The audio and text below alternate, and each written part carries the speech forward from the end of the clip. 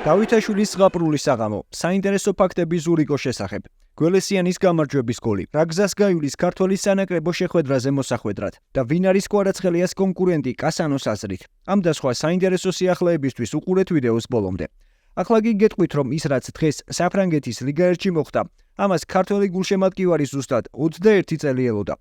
Სუსტად ეს დრო გავიდა მას შემდეგ, რაც ქართველმა ტოპ 5 ლიგაში ჰეტ-ტრიკი შეასრულა. ბოლოს ეს 2003 წლის 8 ნოემბერს ალექსანდრე იაშვილმა ვოლფსბურგთან გააკეთა. დღეს კი ზურიკო დავითაშვილის ზღაპრული საღამო იყო. შოუ, რომელიც 23 წლის ქართველმა შემოგთავაზა სენტ-ეტიენის და ოსერის შეხვედრაში ვიხილეთ. სწორედ ქართველის გოლებით შეძლო სენტ-ეტიენმა ოსერის 3-1 დამარცხება. ზურიკომ ანგარიში მე-15 წუთზე ლამაზი დარტყმით გახსნა. 54 წუთზე ქართველმა დუბლი შეასრულა. 86 წუთზე კი უკვე ჰეტ-ტრიკი. ზურიკოს 4 გოლის გატანა შეეძლო, თუმცა ამ შემთხვევაში ბურთი ძელს მოხვდა. აღსანიშნავია, რომ დავითაშვილმა ტოპ 5 ლიგაში პირველად მოახერხა თავის გამოჩენა და პირველივე შეხვედრაში 3 გოლი გაიტანა. აღსანიშნავია ისიც, რომ ამ შეხვედრამდე რამდენიმე დღით ადრე საფრანგეთში ზურიკოს მამა, ვეტერანი ფეხბურთელი სულიკო დავითაშვილი ჩავიდა. მას შემდეგ, რაც სუკა სენტ-ეტიენში გადავიდა, ის შვილის თამაშს პირველად დაესწრო. ზურიკომ კი მეტოქის კარისკენ 4-ჯერ დაარტყა. 3 კი, რა თქმა უნდა, კარში წავიდა. ამას გარდა მას 3 პოტენციურად საგოლე პასი ჰქონდა, რომელიც თანაგუნდელებმა ვერ გამოიყენეს. მის ანგარიშზეა 2 წარმატებული დრიბლინგი და 2 მოპოვებული ჯარიმაც. საერთო ჯამში კი ლიგა 1-ში სენტ-ეტიენის 6 გოლიდან 5 ზურიკოს საგოლე მოქმედების შედეგია, რაც დამეთანხმებით, რომ ძალიან კარგი მაჩვენებელია. ახლა კი სანამ შეხვედრის შემდეგ გაკეთებულ კომენტარებზე გადავალთ, აუცილებლად უნდა გამოვყოთ გულშემატკივრები. უბრალოდ დადგმით ამ ემოციებით და დაწერეთ კომენტარში, როდის ნახეთ ბოლოს გულშემატკივრის ასეთი ემოცია ქართველზე და თან მესამე გოლზე.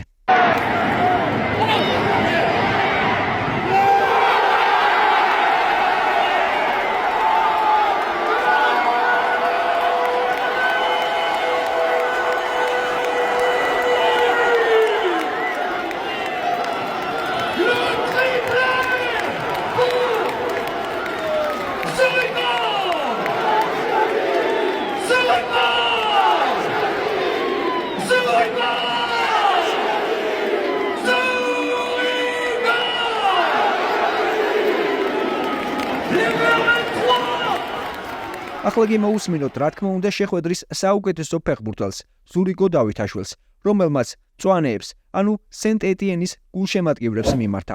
აქვე არ დაგეზაროს და მithmes ზუსტად 2 წამი. დაალაიქე ვიდეო და გამოიწერე აქ. დიდი მადლობა სენტ-ეტიენის ფანებს მხარდაჭერისთვის. დღეს ძალიან კარგი დღე იყო. ძალიან ბედნიერი ვარ, ჩემი გუნდის გამარჯვების გამო, ჩემი პირველი ჰეტ-ტრიკის გამო. ასე უნდა გავაგრძელოთ. შეხვედრის შემდეგ ქართულ გმირზე რა თქმა უნდა ისაუბრა სენტ-ეტიენის თავკაცმა ოლივიე დალ ოლიომ. ზურიკო დღეს ძალიან მაგარი იყო. მეტის გატანაც კი შეეძლო, რადგან სხვა შანსებიც ჰქონდა. ზურიკოს შრომა დაუფასდა. შემიძლია ვთქვა, რომ მას დღეს სრულყოფილი შეხვედრა ჰქონდა. ეს შეხვედრა შესაძლოა მისი კარიერისთვის გარდამტეხი აღმოჩნდეს. ასეთი თამაშის ნიშნები მას ჯერ კიდევ ზაფხულში ამხანაგურ შეხვედრაში ეტყობოდა. მას ძალიან კარგი დარტყმა აქვს და მომენტის დასრულების ალღო. უდიდესი პოტენციალი აქვს, რომ სრულყოფილ ფეხბურთელად იქცეს როგორც შეტევაში, ასევე დაცვაში. განსაკუთრებით ბოლო პასის გაუმჯობესება მას კიდევ უფრო დიდ არეალს მისცემს. ჩვენ კარგად ვიცნობთ მას. ის საშიში იყო ბორდოშიც. ჩვენთან საშუალოდ დაიწყო, თუმცა წინ გრძელი გზა და ბევრ რამეს მოგცემს. სენტ-ეტიენს ზურიკოს დამსახურებით 7 ქულა დაუგროვდა. გასავარდნ ზონას თავი დააღწია და ლიგა 1-ში მე-12 ადგილზეა. დავითაშვილის გუნდი მომდევნო ტურში ლანს უმასპინძლებს, თუმცა მანამდე შესანიშნავ ფორმაში მყოფი ქართველი ნაკრებს შეუერთდება. სანაკრებო შეხვედრაზე გოლით ბრუნდება გიორგი გველესიანიც. ქართველის გუნდმა ირანის ჩემპიონატის მე-7 ტურში ჩადორმალუს უმასპინძლა და 1-0 დაამარცხა. ქართველმა ფეხბურთელმა გამარჯვების გოლი 95 წუთზე გაიტანა. გიორგიმ საჯარიმოში შექმნილი არეულობით ისარგებლა და ბურთზე თამაში ყველას დაასწრო.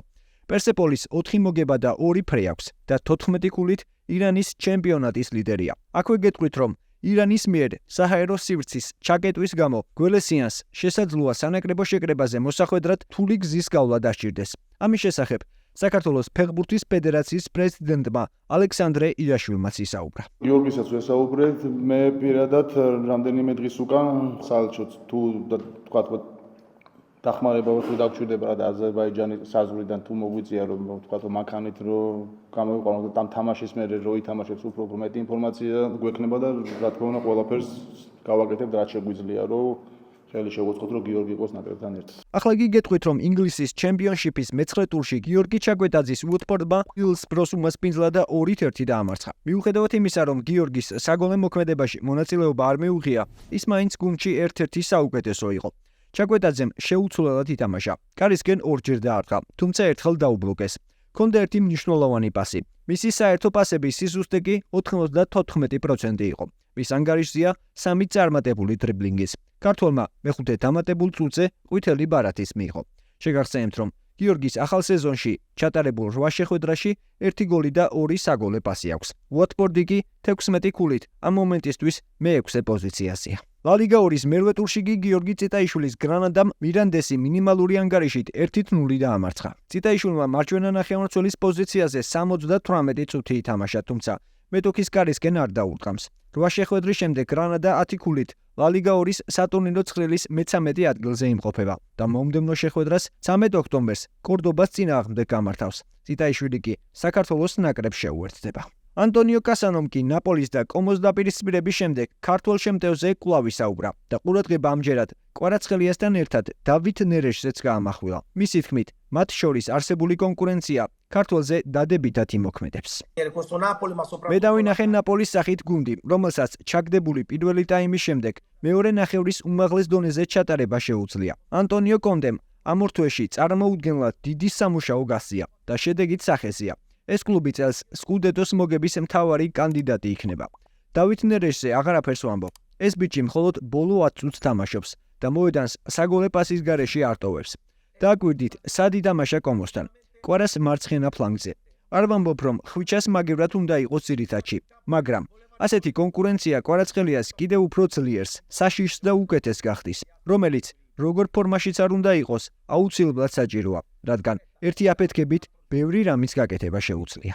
შეგახსენებთ, რომ 7 ტურის შემდეგ ხვიჩა კვარაცხელიას ანგარიშზე 3 გოლთან ერთად 2 საგოლე პასია.